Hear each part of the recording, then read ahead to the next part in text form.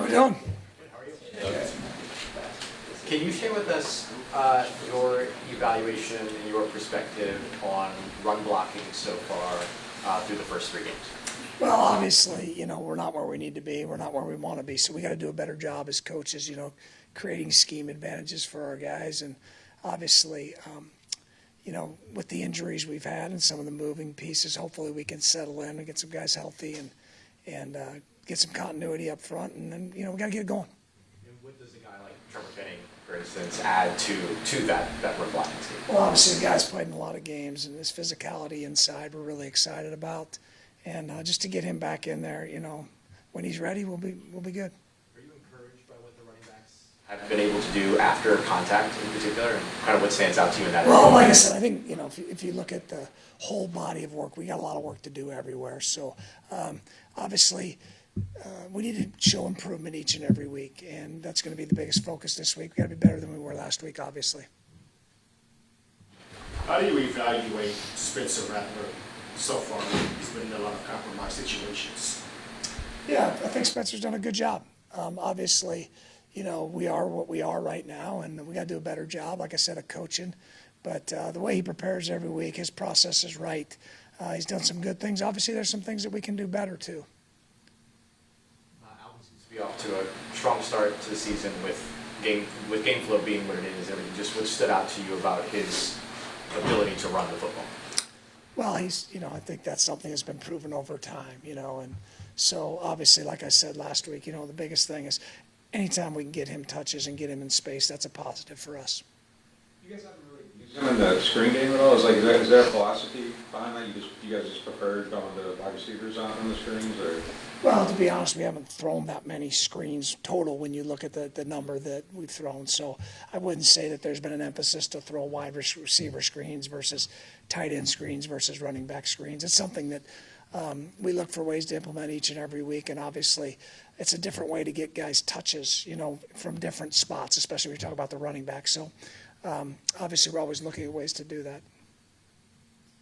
The tush push, run it twice, 2 penalties. Is that frustrating? Is that like a communication thing? Like how do you solve that? Well, obviously, the pre-snap penalties that we've had in the first game and in the third game have been something that we've need to address. Obviously, it starts with us as coaches, and then the players got to take it to the field because you can't have those kind of procedural errors in games and expect to win in this league. So that's something that we've got to get cleaned up as it pertains to the tush push. Obviously, get the false start on the one, and they called us offsides on the other. So it is what it is. The first one was he was just lined up too far forward. You'll have to ask them the explanation for that. It's been a 3-game sample size with the penalty issues at this point, especially on the offensive end. What consistencies have there been to lead to penalties? Well, obviously, it's the pre-snap procedural errors that are the ones. I mean, you're going to have penalties in games. You're going to get called for holding. That happens. I mean, that's football. But the things that we control, we've got to do a better job of controlling them. Like I said, we got to coach better. I got to do a better job.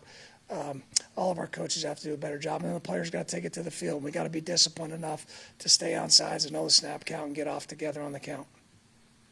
One thing Spencer talked about after the game was the scramble part of the play and working on that. Like, how do you coach that with the players in terms of mirroring and that sort of thing? Well, it's we drill it. We started back in the OTAs and drilling scramble drills and rules, and we do have a plan. Obviously, it becomes organized chaos, so to say, when it does occur. But we do have a map, so to say, and we teach the map of how we want it to work out and how the field should look once we get into and initiate a scramble phase. And we spend a lot of time working on it. So we've gone back, worked on it. Obviously, it's something that when you look in this league, especially when you look in the red zone and you look at the amount of touchdown passes that are thrown off schedule down there, it's something that's a big key to success.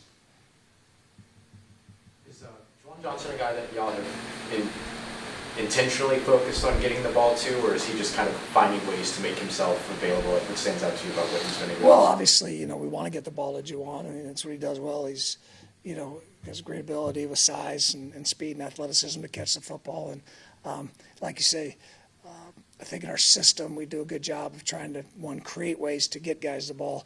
Number two, there's ways that guys get the ball when they're not necessarily the primary or it's not where it's intended to go.